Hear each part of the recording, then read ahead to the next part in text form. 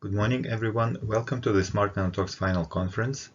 I'm Vladimir Lobaskin, the project coordinator, and in my first presentation, I'm going to overview the structure of the project and its main results. The project has been funded through Horizon 2020 Research and Innovation Program, increasing the capacity to perform nanosafety assessments.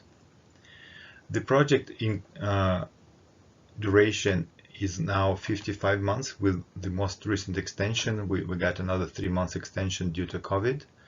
Its overall funding was about 8 million euros, and it includes 12 partners. Among them are several academic institutions: Imperial College London, then University College Dublin, University of Lorraine, Stockholm University, Josef Stefan Institute from Slovenia, then several government labs, mostly working with the work safety and environmental safety from Finland, Norway, Denmark, Germany, and France, and then two private companies, Vitrocell and Dassault, represented by BioVia, the modeling department. The main motivation for this program and for the project was at the time, limited capacity to predict hazard for new materials, as the properties of concern were not known. So basically, if we develop a new nanomaterial or nano-enabled products, normally we wouldn't know what kind of properties of that material, included material, represent the risk for human health or environmental safety.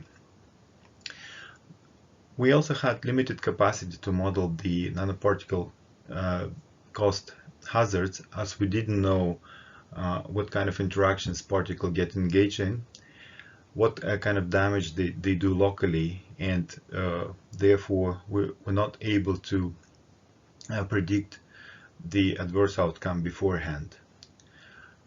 To achieve that, it was realized that we need to study systemic responses, and at this point it was formulated that while systemic responses are not known, we are not able to predict the chronic and long-term outcomes. So we need to involve systems biology to see at what places and in what kind of mechanisms nanoparticles trigger inside the organisms.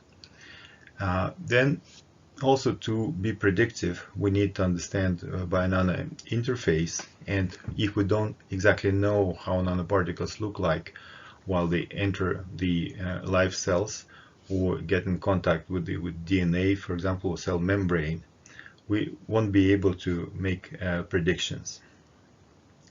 So to make those predictions, we need to understand the bio-nano interface and generate relevant predictors.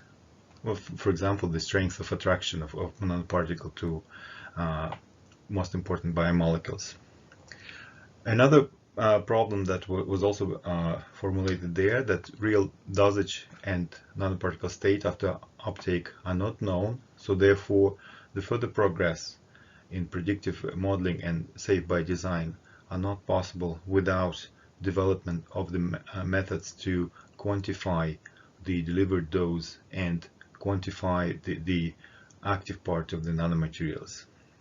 Finally, a lot of research in nanotoxicology was done on in vitro systems, and it has been found and realized over years that many of those toxicity endpoints measured on, say, monoclonal cells in vitro are not really predictive of in vivo outcomes. So therefore, one of the challenges is to design the new tests that would be predictive, and we need to start from real in vivo outcomes of regulatory importance.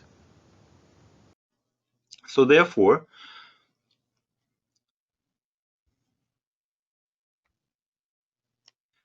we wrote a proposal with the following central idea. So we thought that the game-changing approach should be based on the detailed understanding of the process.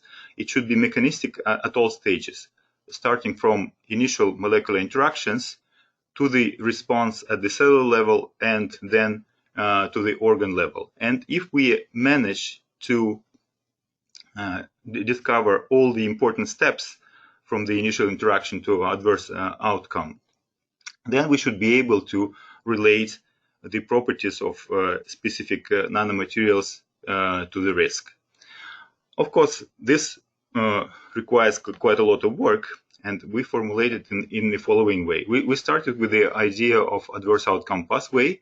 So you see the schematic diagram here, and you see, starting from nanomaterial properties, this we can relate at the level of mechanistic understanding to binano interactions, to the corona interaction with lipid membrane or specific receptors. Those we can relate to cellular responses, then to organ responses and organism responses. And instead of trying to relate nanomaterial properties directly to the remote and large-scale adverse outcome, we'll try to just to put in all these boxes in between. For that, of course, we need quite a detailed understanding of that. In a simplified fashion, so what we are focusing in right now would be as follows. So we should be mechanistic on the, say, both levels. First, we should be mechanistic at the biological level and understand the adverse outcome pathway. On the other hand, we should be mechanistic at the molecular level and understand the molecular interactions that directly affect the key events or initiating events of that specific pathway. All the other things are happening at the biological level, but if we now focus our attention and build the test around exactly this part, relate nanomaterial properties to the key events. For that, of course, we need to have understanding at the biological level. So therefore, we need to understand binano interactions on the one hand and biological pathway, including all the key events of the adverse outcome pathway on the other side. So the objectives were as follows. So we decided we cannot do it globally, but we have to focus this and limit it to several specific exposure routes and adverse outcomes. So we focus on pulmonary adverse outcomes caused by inhalation of nanomaterials, and we try to identify associating adverse outcome pathways, key events, and initiating events. Then another objective is establish relationships between phys-chem properties of nanomaterials and key events. Then create a database of bio-nano interactions that would allow us to predict this probability to cause those events for new materials. And finally, develop a smart screening approach that would allow us to predict those events based on nanomaterial properties and build a test around initiating events and key events. In a step-by-step approach, we study in vivo toxicity pathways. So we do in vivo experiments. Then we do systems biology to identify initiating events and key events, identify molecular mechanisms of nanomaterial interactions and triggering of those key events. Then we describe structure and content of biomolecular corona. And then you see the key step is to relate systems biology understanding of the pathways to molecular level events understood from the bio-nano interactions. So the entire proposal includes several work packages: in vivo, work package 1, in vitro, then in silico, then systems biology, work package 3, work package 5, hypothesis testing and development of smart assays, and work package 6. We have a variety of methods. We're trying to fill in all the gaps and connect all the events. So we have in silico modeling, we have in vitro, we have in vivo, we have air-liquid interface imitation devices. We have high precision nanoparticle tracking in the tissues, systems biology analysis. And overall, we have a variety of materials, representative materials, metal oxides, silica, carbon black, carbon nanotubes, graphene, and asbestos represented. So we're trying to cover all the relevant materials for inhalation exposure. And projected impacts are listed here. So we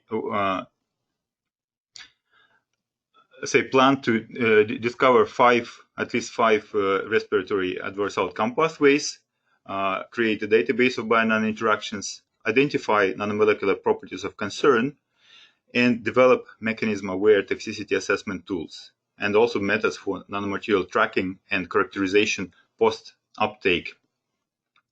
So one of the main pictures is shown here. So we show all the pathways and key events that we've identified and proposed during this project.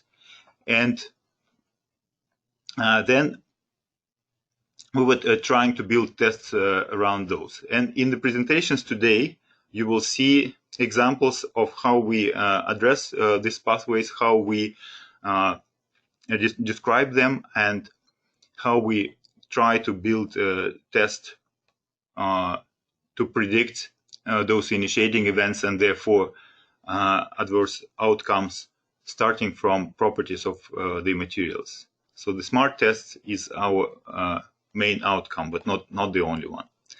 So for the conference program, so you see there will be 4 topical sessions. One will start right now on the grouping of nanomaterials. Then after a short break, we'll have session on development of AFPs and identification of key events. Then session 3 in the afternoon will be on in vivo in vitro mapping, and session 4 on databases, data management, and on further steps to use the results of SMART nanotox. So thank you for your attention.